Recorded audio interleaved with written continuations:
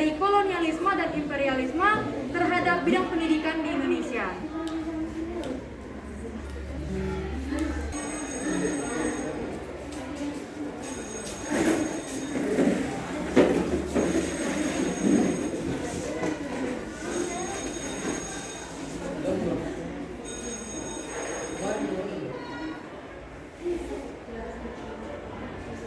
Pendidikan mulai dianggap penting saat era politik intens di Indonesia.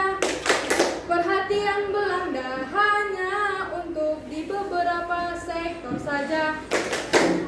Ini tentu saja memiliki dampak bagi negara Indonesia.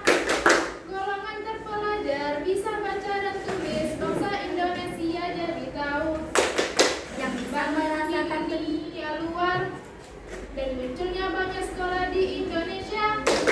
Yang bisa merasakan pendidikan hanya kaum bangsawan dan kaum kiai.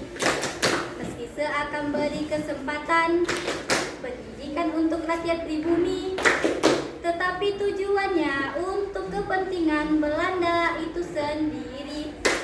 Pada era politik etis dipimpin oleh Menteri Jajahan Alexander W.F. Hindenburg yang menjadi Gubernur Jenderal Hindia Belanda.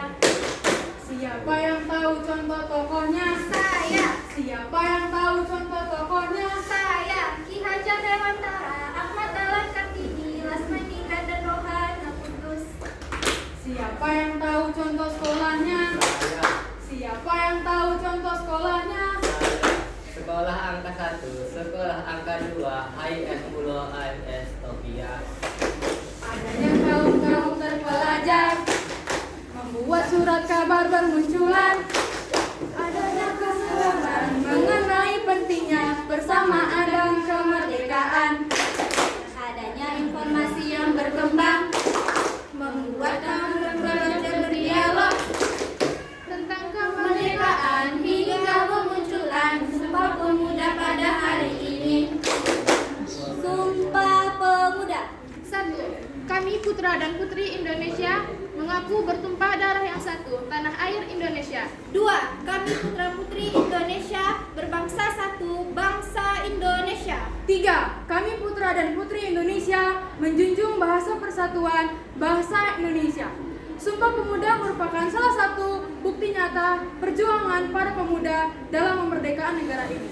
Jadi, marilah kita sebagai generasi bangsa harus menanamkan sikap cinta tanah air dan meningkatkan semangat belajar yang tinggi. Selamat Hari Sumpah Pemuda bagi kita semua. Sumpah Pemuda.